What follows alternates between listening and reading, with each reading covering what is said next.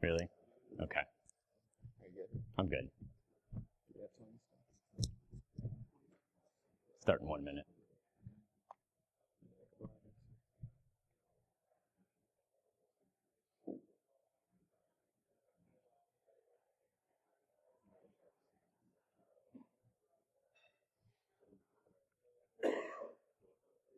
You don't really have to do an intro. Unless you really, really want to. Okay. It's being recorded, so do something. Okay. Good evening, everybody. Welcome to the Owning Microsoft Outlook with PowerShell talk. It's the last talk of the day. Presenting this is one of our instructors for Chiron. It's Andrew Cole, and I will turn it over to him. You know you're really, really special when you get to have an intro. It warms the cockles of my heart. So, everyone enjoying NolaCon so far? Having a happy little time? All right. As you mentioned, this is Owning Microsoft Outlook with PowerShell. It is the last talk of the day. The best part about being the last talk of the day is no one really cares if you end a little bit early or run a little bit long, which is good because I timed this out 3 different times, and each time I ended up with a completely different time. So it's going to be what it's going to be. All right. So who am I? My name is Andrew Cole. If you want to reach me, I pretty much exist on social media solely on Twitter. Other than that, I'm not a big social media fan, but I am at Culmination. I currently do work for Chiron Technology Services on their information operations team. I do development content and teach a bunch of classes, and in my spare time I do some security research. So anybody here who says they're a security researcher knows that basically means you spend a lot of time on Google and try to break crap. That's it. There's no qualifications for the job. So prior to my time at Chiron, I was a journeyman interactive operator for the U.S. Army for many years. I've given a talk at B-Sides Augusta, so this is only my second talk, so for the love of God, please be gentle with me. Woo! B-Sides Augusta. All right, so first I want to thank my employer for basically giving me a paid vacation for my wife and I in New Orleans. That was awesome. Yay! Second off, I want to thank the NolaCon crew for providing the vessel that allowed me to get my employer to give a paid vacation for my wife and I in New Orleans. So, win-win. A couple other people I want to throw a shout out to because their work is sort of what I helped build this work off of. Ed Wilson, so the Microsoft scripting guy. If you're into PowerShell, his blog, he puts things up there that it's like he doesn't know that he works for Microsoft. He's like, here's how you change timestamps on files on the Microsoft operating system. And it's like, okay, that's good. Also, Matt Nelson, really smart young guy, works for the Varus group. And so I took inspiration from some of their code for what we're going to go over today. Okay, so why did I pick Outlook and PowerShell? Who here uses Outlook at work? Yeah. Who here uses PowerShell at work? Wow, shame on you. There should be more hands than that. PowerShell is awesome. You can do anything with it. So the big reason I like using PowerShell for exploitation, there's a couple reasons. One, it's going to be present in every environment. God willing, any place that you're pen testing is not going to have anything older than Windows 7. And if you've got Windows 7, you've got PowerShell version 2 by default straight out of the box. So that's a nice little added bonus. The other wonderful thing is, one, a lot of admins aren't using PowerShell, or if they are using PowerShell, they're not properly auditing it or monitoring it, so you can get away with a lot of different things. Lastly, how many red teamers or pen testers do I have in the room?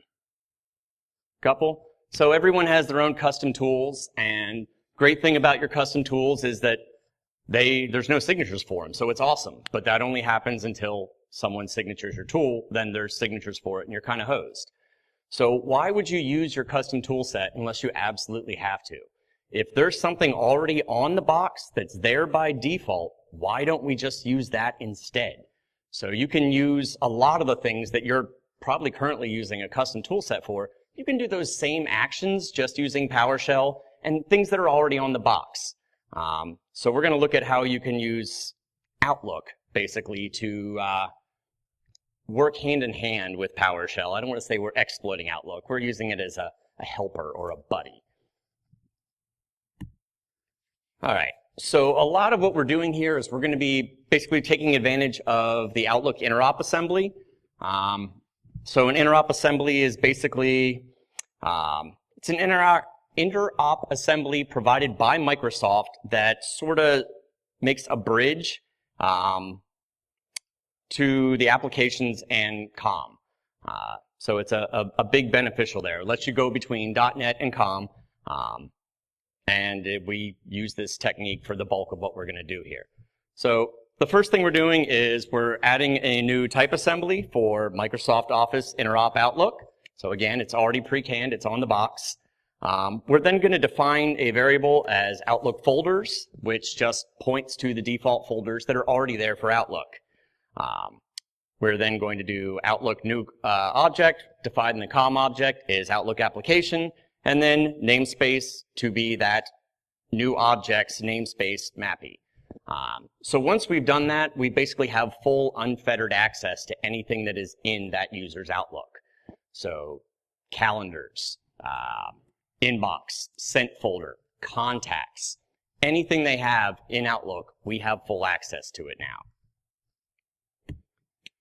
So the first thing we're going to do is we're going to look at using this for some data mining.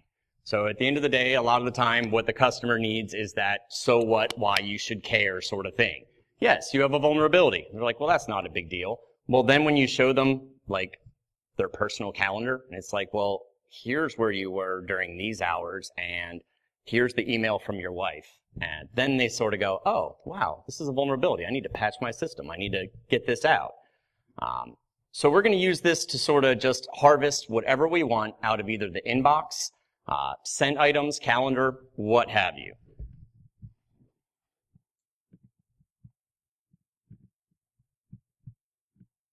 Is that maximized?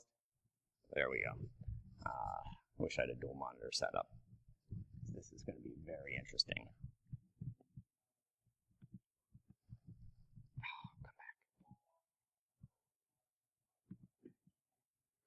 Don't do that. Maybe 1 second. All right, we're going to have to do this the hard way. I'm going to have to find.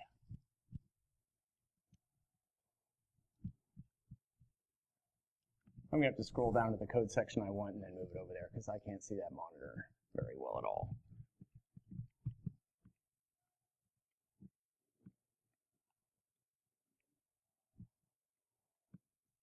All right, so I'm skipping the parameters and such because those are less important.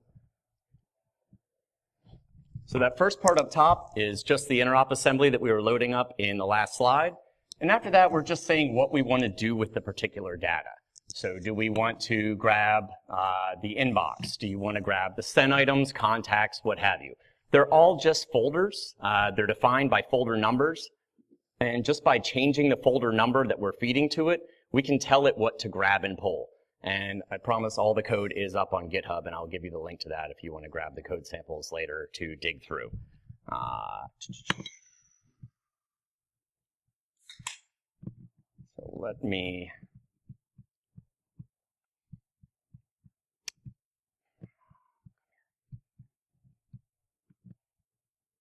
All right. My original plan was to have great live demos. But it turns out to use Outlook and Exchange for various items. Well, for starters, I had to run a DC, an Exchange server, 2 workstations, and once I had all that RAM absorbed, it sort of slowed my demos down to crap. So we went ahead and went to just videos. I ended up recording on my hardware at work where I had more RAM to work with because otherwise my poor little box just started crying. Nonetheless, it's a good idea to pray to the demo gods to give you a good display. So I have a glorious video clip here. Oh, don't do that.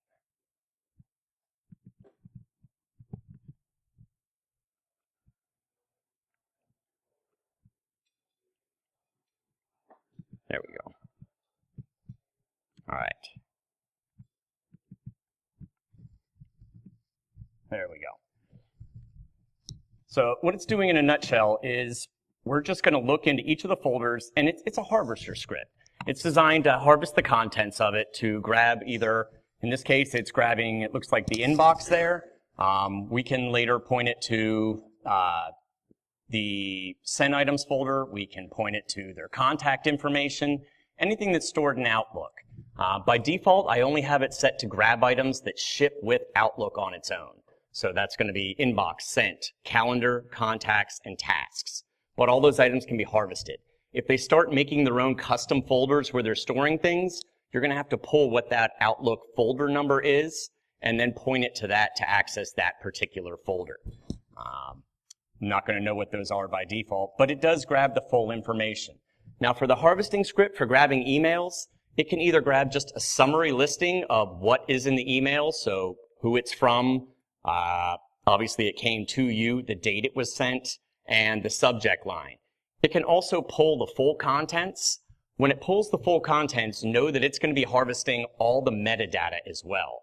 So you're going to get the network interface adapter that actually received the packet from wherever. It's going to get the full HTML code that set up the email itself. So there's going to be a very large amount of information there. So if you do pull it on a live active system, you want to be careful and make sure you're not grabbing an inbox that has 5,000 items in it, because if it has 5,000 items, one, you're going to spike the crap out of the processor and the RAM load on the box. And two, it's going to take it somewhere in the ballpark of hours for it to finish up. Go away. All right, so that's just the basics. Obviously, we probably want to do a little more than just grab information. That's not a huge deal. We want to know how we can leverage this for some of our other possible actions. So I assume people here do client-side exploitation sometimes for your initial access into networks. You have to get someone to click on something, and email is an easy way to do it. Is anyone familiar with SCLs? Spam confidence level? So when you have an Exchange server, and I realize this doesn't actually touch Outlook, but it counts for Exchange, so I'm calling it still in the realm.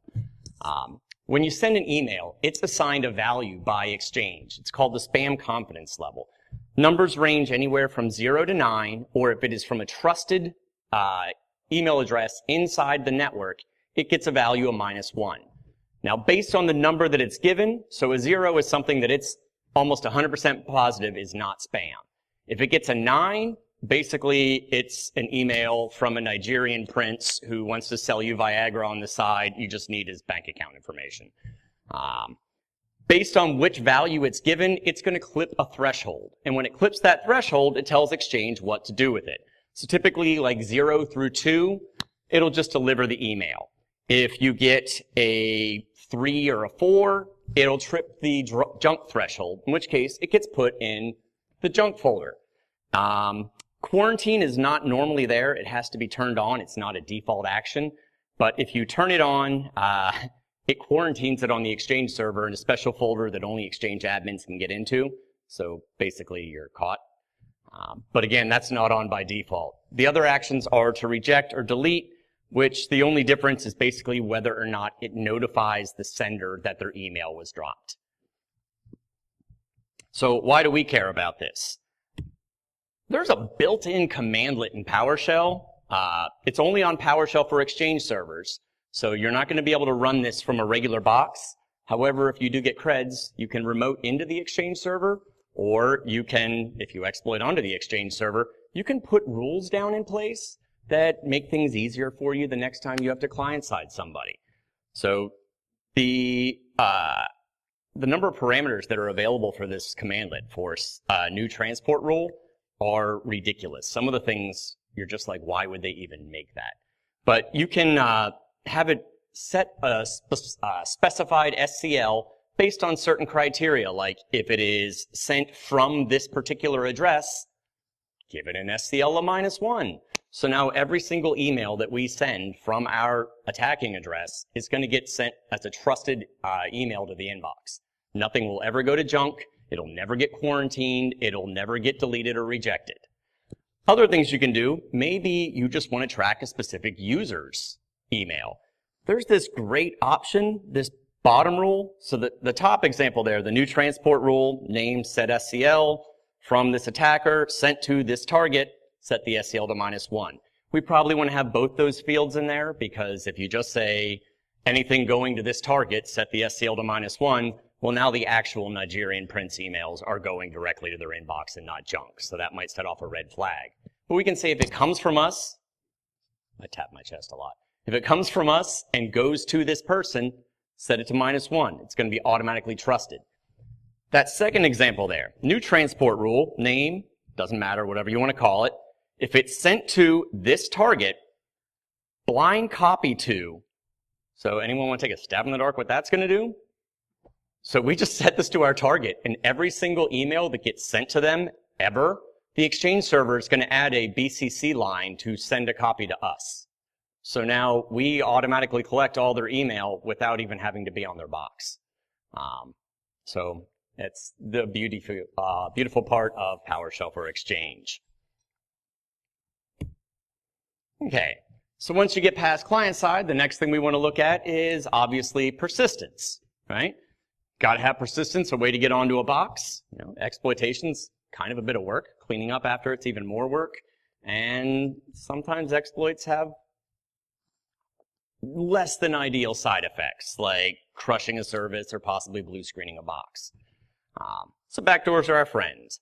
Generally, you know, your backdoors fall into one of two categories. It's either going to be a listening backdoor, which is going to bind a socket on the host, or it's going to be a beaconing backdoor that's going to call back to us at a set interval. They both have issues. So your listening backdoor is your most basic backdoor, but it's so easy to catch with host-based detection. You've got a socket sitting open. That's never good. It's very obvious that something is doing something shady there. Your beaconing backdoor, really hard to find on the host if you have a good persistence method, but that heartbeat that's popping out on the wire, network IDS can catch that pretty easily. So the ideal way to do it, who here has a tool that they use for triggerable access to get onto a target? So there's no beacon, there's no listening port.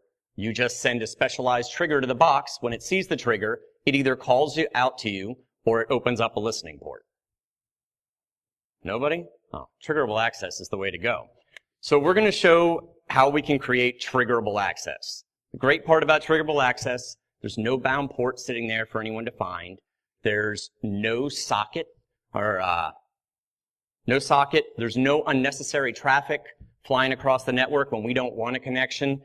And we've got 24/7 access to the box. Outlook is a natural trigger. I mean, think about what it's designed to do.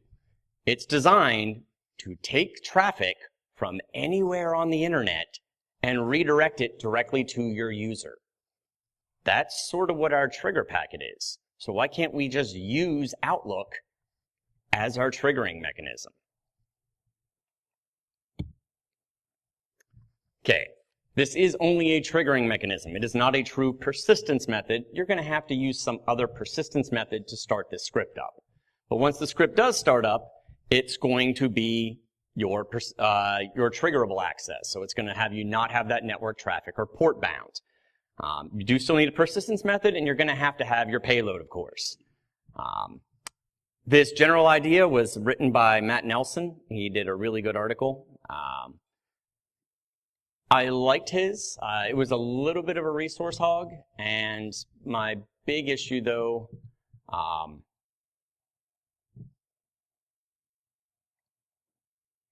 it didn't do full cleanup, I guess would be the easiest way to say it.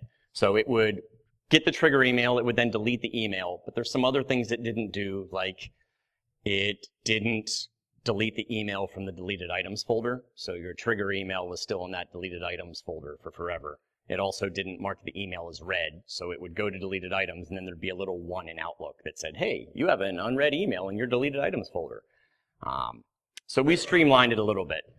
So what the script's going to do in a nutshell, it's going to monitor the inbox looking for a particular trigger script, or a trigger email. It's going to look for a particular username and subject line. So whoever it comes from and the subject line, if they match what we have set in the script, it'll then start whatever payload we tell the script to point to. It will then, after it detects the email, it'll start that payload, have the payload call you out, after which it's going to delete the email It's going to remove it from the deleted items folder, and then it's going to go into a sleep cycle and then start listening again over and over again and monitoring that inbox.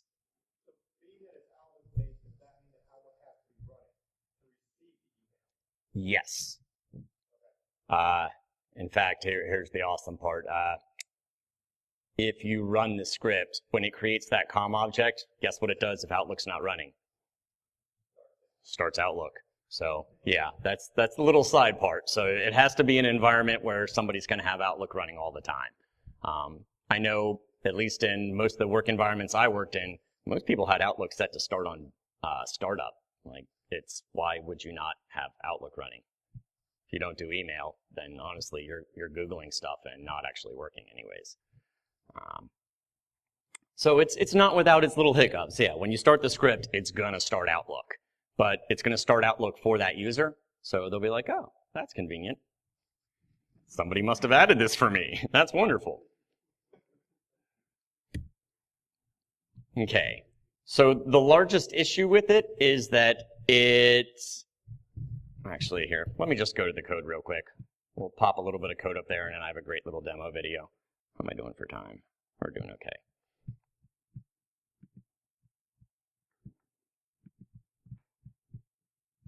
All right. Down to the code. So I also have this set, so in the script, you can tell it in your parameters whether you want it to scan the inbox or the junk folder. So if you know your emails are popping on that SCL, and things that can pop on an SCL are things like an attachment. If it has an attachment that has any execution whatsoever, it tends to bump up the SCL by at least 2. If it has an active link in it, that usually bumps your SCL up by 1 or 2 as well. So if you have either one of those, there's a good chance you're going to get rerouted to junk. So if you know your email's going there anyways, why not just have it monitor the junk folder for you?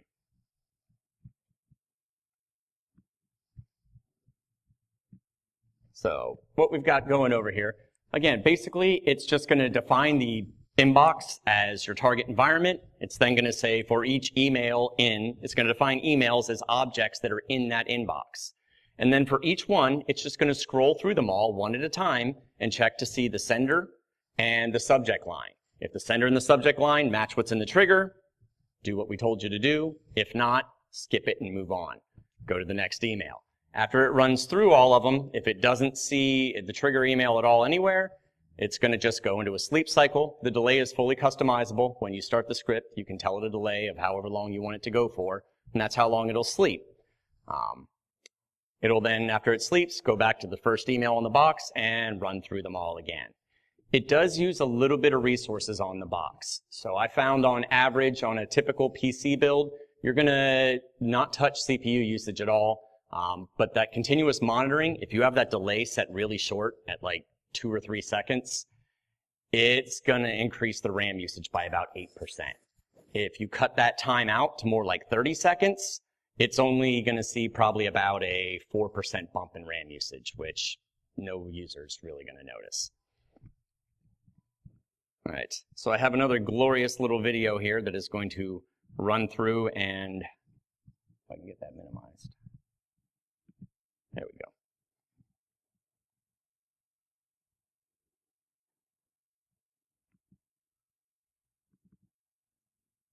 So for the sake of the video, I chose the simplest, easiest payload I could, which is, like all exploit sample code, it's a calculator. So it's going to look for a trigger email. When it finds the trigger email, it's going to start our payload, which is, in this case, a calculator.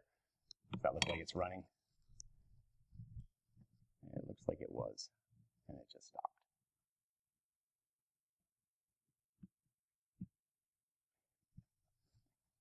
Yeah, so I believe the email that it's looking to trigger on is from like abaduser@malware.com, and the trigger word I believe I said is trigger. But again, it's just going to, is that running? Or is it just sitting there? No, it's running. Okay. So it's just going to monitor that inbox. I put the email in the junk folder so that it'll just keep running and scanning the inbox and nothing will happen. And then when I move that email from the junk folder to the inbox, it's going to set off the trigger, and theoretically, we're going to get a calculator. I don't see how anything can go wrong since it's a recording. But, knock on wood. Yeah, so I have it in verbose mode there, so it's just scanning through, and I just have some write verbose lines in there. Whenever you're writing anything in PowerShell, write verbose is the most awesome thing ever. It lets you put in things to let you know what point in the script you're actually at. So it's just going through saying, hey, I'm looking, I haven't found anything. I believe I set the delay to something like 1 or 2 seconds, so it's going really fast. But now as soon as we move the email in there, it triggered and it kicked off our calculator. You probably wouldn't want to use a calculator in the real world. You'd probably want to have that be, a reverse payload that's going to call back to your attack platform. And then it deleted the folder. And the first thing it does is it marks it as read and deletes it. So that way it's visible to the user for the smallest amount of time possible. No, come back here. But it is still going to be visible to the user for a short period of time. There's not much we can really do about that. So the largest issue with that method was, again, the email is going to be sitting there. We're not going to set our time delay to 1 second because then it would be just spiking the crap out of resources. And people notice when something like Word takes 40 minutes to type out a word. So we have to set that time interval to be a longer thing so we're not overloading the memory on the box. When we do that, obviously it's going to sit there for a little while. Also, whenever our email comes in, what happens in Outlook when you get an email and you have Outlook minimized? You get that little thing in the lower right-hand corner. So the user is going to notice that they're getting emails. Eventually, they're going to wonder why they keep getting this email from nowhere that keeps deleting itself and then disappearing off the box. That's not normal behavior. An overly paranoid user, or even a sane one, would probably start to notice that for a while. So what if we had an email that was completely benign and that didn't look to have any threat or risk to it whatsoever? Would we really care if the user sees that? I wouldn't. Who here gets an email from, who here has a LinkedIn account? Okay, so how many job offers do you get a month from LinkedIn? Hey, I saw your LinkedIn profile and we have a job that's just right for you. And then you look at the job offer and it doesn't match your skills at all, so you know you've been spammed. But a user won't think twice if we get like a LinkedIn job offer email. So what we're going to do is we're going to make the filter dynamic. So rather than having it come from a set IP address or with a set subject line, what if we made it so it could be from any sender with any subject line? Our payload could even call back to different IP addresses in different ports. That'd be pretty awesome, right? I call this a dynamic Outlook trigger. So what it's going to do is instead of searching, it's going to load up the emails in the same manner. But instead of searching them all for the sender address or the subject line, it's going to scan the body of the email looking for a series of trigger words. So I have it define 3 words because you don't want false positives kicking off your payload all the time. So it's going to look for 3 words. You want to make them common words that will show up in a normal email and won't look weird. Cyber Hadoop should not be one of your trigger words. You want it to be something that would be hard to notice. But you also need it to be 3 words that are unlikely to be in an email from a regular user. So since they're usually computer-y emails from LinkedIn, I'd pick like cyber battlefield or something buzzwordy like that, or, cyber warfare or cyber security. And then things like the word LinkedIn, so I saw it on your LinkedIn profile, and then something like interested or independent recruiter or what have you. So you pick your 3 trigger words. When it finds that trigger, those trigger words, what it's then going to do is it's going to look through the email and it's going to find a URL. If there's a URL in the email, it will take that URL, it'll do an NS lookup on it on the background so that it pulls an IP address from that URL. So that way if you just modify your name record to point to a different IP address, it'll call out to a different IP. Also, we need a port, not just an IP. So what it does is it scans through the entire email and it finds any number that is in the accepted port range. So if it's between the number 1 and 65,535, it's going to say, okay, that's my port. So a couple things you need to consider. 1, in your trigger email, do not put 2 URLs. it will confuse the crap out of it. Do not put two numbers that fall in that port range. That will also confuse the crap out of it. Other than that, there's not really any rules. So pick 3 trigger words, load your trigger words up, make them whatever you want, and you can, as long as every trigger email you send has those 3 trigger words, a URL, and a number, and every email pretty much has a URL in it, right? In the signature block, or sometimes even in the middle of the text, somebody always mentions their email address, or something along those lines. And a number, port range, that's the way I've been most commonly using it. Is it's not unusual to have your street address of your business in your signature block, right? So the street address can be the number of the port you want to call back, right? A 4-digit to 5-digit number, that can be a street address. So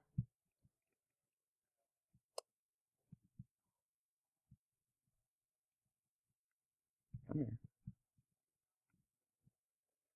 This is our dynamic Outlook trigger that I am going to... All right.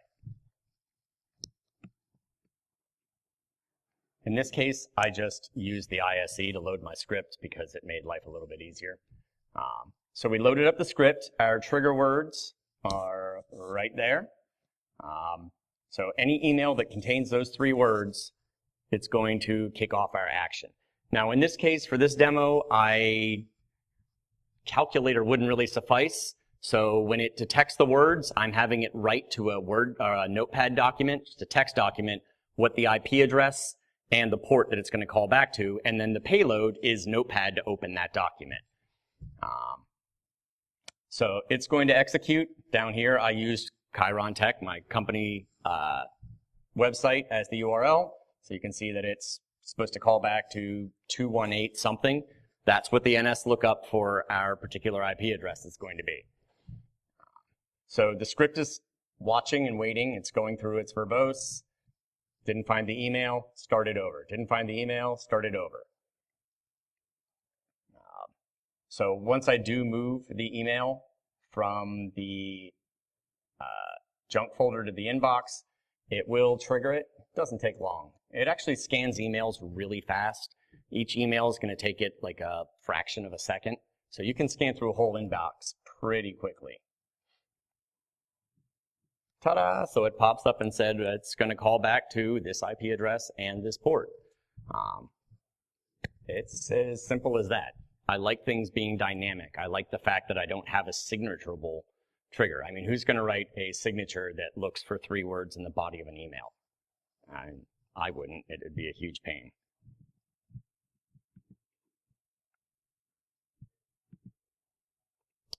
All right. So what would be the only thing that is better than having triggerable access? What if you didn't have to get on the box at all? Right? That would be incredibly awesome. So getting shell is awesome, but what if you don't need one? What if I don't have to get on that box at all? There's some actions you have to get a shell on the box to do. If you don't know what you're doing on the target or where things are going to be located, yeah, you need an interactive shell. But what if I have sustained collection I want to get off of a target? So I know what directory the files are in. I just want to copy those files and see what's in them. Or maybe I just want to pull a list of the users. What have you? Some static information about the box or a static location. I can use Outlook to automate that process. So I don't even have to bother getting on the box. So what I'm going to do is I'm going to come up with the commands that I want. They're going to have to be in a single line separated by semicolons. So it has to be PowerShell commands, and they have to be on a single line separated by semicolons. So you can't take like 35 million scripts and load them all up in there and send them. It's not going to work that way. I could probably get it to work that way, but it's going to take a hot minute and a fair bit of coding. So if you have simple commands, though, you can use this method.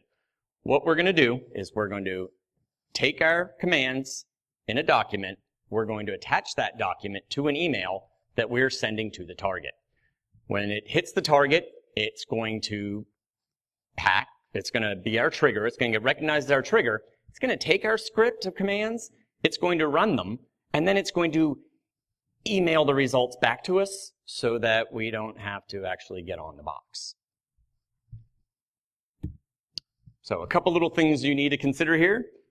For starters, don't try to just put a PS1 script and send it. Turns out that Outlook views a PowerShell script the same way it views an executable. If you send an email to someone with an XD as an attachment, I promise you they will never get it. It will, at a minimum, go to the junk folder. Most likely it'll get quarantined or deleted. So don't send a PS1 script either. It will definitely send it to at least the junk folder. So there's two ways we can get around that. One, we could just put our script in the body of the email, and it could just grab that body, save it as a variable, and run it. Okay, but now you have a really suspicious looking email that just went to them, right? You've got an email that just says, like, you know, get process, get user, get host, and that's not a normal email. So I think the better option is to throw it in an attachment. Now, obviously, your attachment is going to be a series of commands, so you're not going to want to leave this there for a long time. You'll probably want to delete this one so they don't get the list of commands. Also, when we send the response back, it's going to generate an email. So we're going to want to delete that out of the sent items, because the only thing that looks fishier than a weird email that came in is if you replied to it and you don't remember sending the reply. It's kind of a little red flag. So we're going to attach a text file to the document. Once it comes in and it recognizes that our email matches the trigger, I used a dynamic trigger for this, but you could use a static one, say if it comes from this IP, or this sender with this subject line, whatever you want. Once it recognizes that it's a trigger email, it's going to take the contents of the attachment, save them as a variable. It's then going to feed them to PowerShell to execute it. The output of the commands are going to be written temporarily to a .tmp file in the user's temp directory, which will then be added as an attachment to the outgoing email that it's going to send back to us, and it's then going to delete all the files that it created. It's going to delete the emails it created. It's going to clear them out of the deleted items folder as well. So, yeah. Steps. I have this set so just like the other ones, if you want to monitor the junk folder or the inbox, it'll work for either one. It's just a different switch that you feed the script to tell it where to look. It does have to save the attachment to disk for a hot minute. I couldn't get it to read the contents, store them in memory as a variable, and then pass the variable to PowerShell to have it execute. I don't know why. It should be pretty simple to do, but it failed every time that I tried, and I finally got frustrated and said, screw it, I'll write something to the temp directory. It's only there for like a second, and as long as it's not an executable file, the AV product shouldn't scan it. So once it writes it to disk, it's then going to run the script, save the output to another temp file. It then sends the results to the sender address, so whatever email it came from is the one it's going to send the email back to. It's then going to delete everything, clean up, and life is good. So I'm going to go ahead and play the video for this. You will notice there are some pop-ups with this video, and we will we'll go over why those pop-ups are there in a moment. Yeah. So the pop-ups, you'll notice they're very obvious pop-ups. So the first one is going to be Outlook saying, hey, someone's trying to access Outlook. Do you want to allow them to do this? And the script will just pause until the user clicks yes, allow it for X amount of time. The second one is going to be, an outside application is trying to send an email on your behalf. Do you want to allow this to happen? So both bad pop-ups. But it's waiting it's a really simple one. I believe I have it running like get process. So it's just running a simple one-line command. It's going to execute it, and then we're going to look in the sent items and at the attachment in the sent email back out to see what it returned, which will actually be the process list on this box. So when we start the script momentarily, this video might be a minute longer than I thought it was. Okay, so the script's running. You can see it's sitting there, it's looking and it's thinking. It's obviously not finding the email because it's not there. It's in the junk folder. There's the first pop-up that says, hey, somebody's trying to access Outlook. Do you want to allow this? So we're going to say, sure, allow it for a minute. The script executes. Now it's like, hey, someone's sending an email on your behalf. Do you want to allow this? We are going to say yes, and it will send the email response, and life will be good. If we then look at the sent items folder, you can see that there is a text document attached to it. I just had it fire back with a generic email response. It says something like, here is the email, here's the information you requested, and then it has the text file. The script would normally clean this up and clean all the evidence up, but then I wouldn't have had proof that it worked. So I commented out those sections of the code to begin with. So it ran our process list. You can see it does match the process list of what is actually on the box. So it did what it was supposed to do, and life was good and wonderful. I love it when a plan comes together.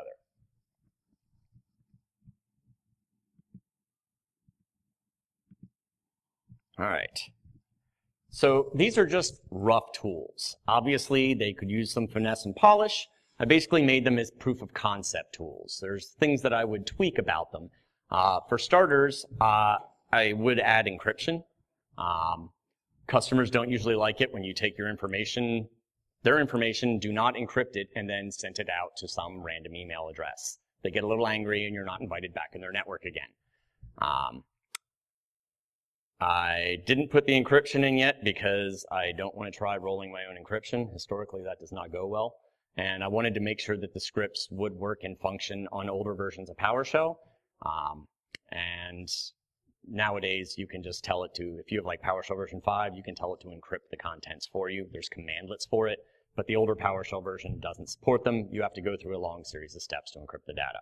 So I would do that. Also, I would like to eventually take all the pieces, merge them together into one script, one ring to rule them all, and have one thing that does everything for you. So it could set up your persistence. A lot of these could be done for the same thing, right? You could have the automation set up, and if you needed shell, just leave your payload on the box as well, and the text file that you attach just says start process whatever your payload is. So the automation could just start your payload and then return an email to you that says, hey, your payload just called you back. So you can merge them in that sense and use one for multiple functions. I would like to get them all together. So it's kind of shady to tell people how to do awesome things and then not tell them how to protect their networks from these awesome things. So how do you protect yourself? Step one is kill your AV product. I know that doesn't seem like a good thing. I could go on for hours and hours about the shortcomings of antivirus products. Personally, my AV product is sysinternals. I don't even run one on my boxes because I think they're all total crap. I can do more with sysinternals to find malware on my box than any AV product I know. So those wonderful pop-ups in the fourth video. If you notice the first 3 videos, there's a little thing in the top corner that said, Komodo, you are protected. It's because it had an AV product. The fourth one, we got these pop-ups because there's no AV product. Outlook has built-in security features to protect you. They are things like if someone tries to access Outlook, it makes a pop-up that says, do you want to allow this and for how long? If it tries to send an email from an outside application, it makes a pop-up that says, hey, someone's doing this, it's shady. If you install a security product and it registers and is fully updated, Outlook then assumes that the AV product is going to do the protection for them and that they don't actually, Outlook doesn't have to do anything. So it disables all the built-in protections for Outlook. So that would be thing number 1 is get an AV product that doesn't suck, probably pay for it. Yeah. There is no good free AV product. People ask me all the time, what's a great AV product? I was like, how much are you looking to spend? They're like, nothing. I'm like, there isn't one. Sorry. No one gives away amazing things for free. So short of that, your only real option is to catch these things when they happen and catch them quickly.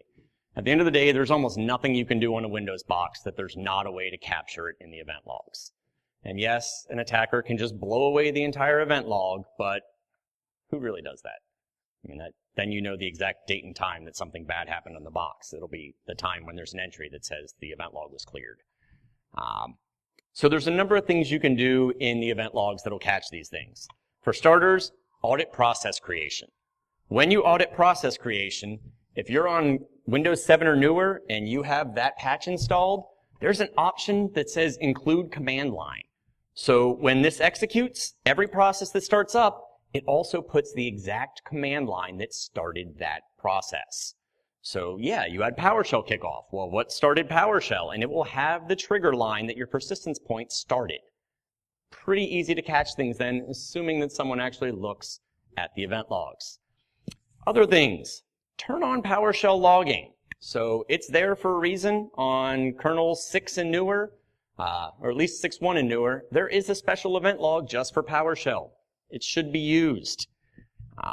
If you have PowerShell 4 or newer, there's even this great thing called mandatory transcription. So what this is going to do is every time PowerShell starts, it's going to create a transcript. So this time that PowerShell started, the time that it stopped, and in between those, every command that was executed and the output from those commands. And it writes all this off to a text document. You can turn it on to make it mandatory, so every PowerShell script that runs on the box gets carefully cataloged and saved in a series of text files that you can then read and see who's owning you. It's a great feature that, I don't know, I guess Defenders don't use, but they really should. All right, so some quick little credits. You have Ed Wilson, Microsoft scripting guy. Again, he's the one, he had exporting your Outlook calendar. That's the article that gave me the inspiration to data mine the crap out of Outlook. And all the other trigger things, they came originally from Matt Nelson's trigger script that is on his own webpage. It's a good little trigger script. Again, he did it as very rough proof of concept code. He had no intention of actually using it. So I just took his ideas and expounded on them and made slightly more advanced proof of concept code. That is my GitHub link where all the scripts from today's talk are up there. You're more than welcome to take them, play with them, do what you would like. Again, I would probably tweak them a bit before using them in a real environment. That is about all I have. Anybody have any questions? Yes. The biggest hurdle in this beginning of not as for red tape is getting past the standard from the conference. You know, that's the gateway to the system. In order to spoofing something that lowers the confidence level, you said that you have to have access to something that's on a trusted machine or IP or To get past the transport. Say if you're trying to get in through a spam email or deliver the payload, put in a limit, not sent by whatever security measures they have as spam. Would you need to be on an IP or a box that's on a trust level authority? Ideally, yeah, you're going to have to be from something internal to begin with. Exactly, yeah. But it's not like you'd be able to install the scripts on the box you weren't already on anyways. The big thing, yeah, to get past the SCL, I mean, you have to set a rule and modify it, and it's really hard to do that. If you have a really bad admin who likes to, remote into his Exchange server from home and assumes his creds are safe, if you've managed to get the admin's creds, there's no reason you can't PowerShell remote into that Exchange box from anywhere. And then once you do that, you can modify everything to your heart's content. You can set specific SCLs so that your particular emails just don't get stopped. Yes? Kind of bring up this point. I did a record recently where we were able to, we couldn't spoof the IP address, but we did open source searching to determine their business partner. And a lot of times clients have to open up their partner email domain by domain listing, not by IP listing, because people change their email providers and they run through some sort of outbound spam stuff. So if you can try to find out who their trusted partners are, their supplier, like the supply chain people, you might have a better chance of getting it past their initial spam filter. Sending a notification to LinkedIn, like get stated. Yeah. You can even, well, it's a little off topic, but you can even have fun. There's a send mail message commandlet in PowerShell that it doesn't work very well for external emails, but once you get on a semi-trusted box, It's a lot of fun. You can specify any from address you want. It doesn't care. It doesn't check it. It just populates the field. So I sent one of my coworkers a email saying, "Oh, I really love your work. Can you send us a resume and can we get together? I think I have a good opportunity for you." And I sent it from mzuckerberg@facebook.com. And it sends it just as that. Makes a nice little pop-up. It's not going to get you past your SCLs, but you can, if you need to spoof emails, it's built into PowerShell to spoof emails. Yes? When the script is reading the inbox, is that reading just emails on the client server, or is it also reading emails that are on the same server? It is only going to be reading what's on the client, whatever that Outlook has access to. So if they opened up their Outlook and looked in the folder, anything they can see, the script can see as well. Yes?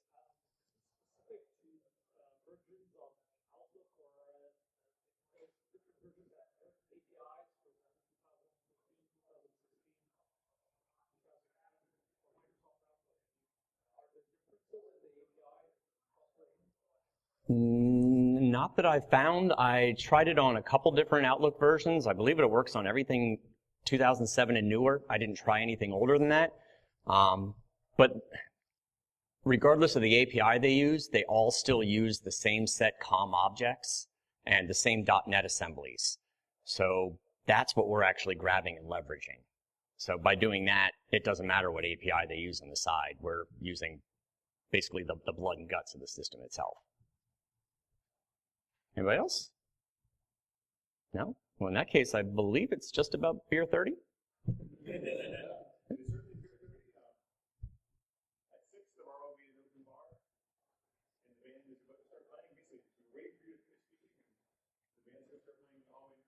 Oh, yeah. Go drink. Thank you.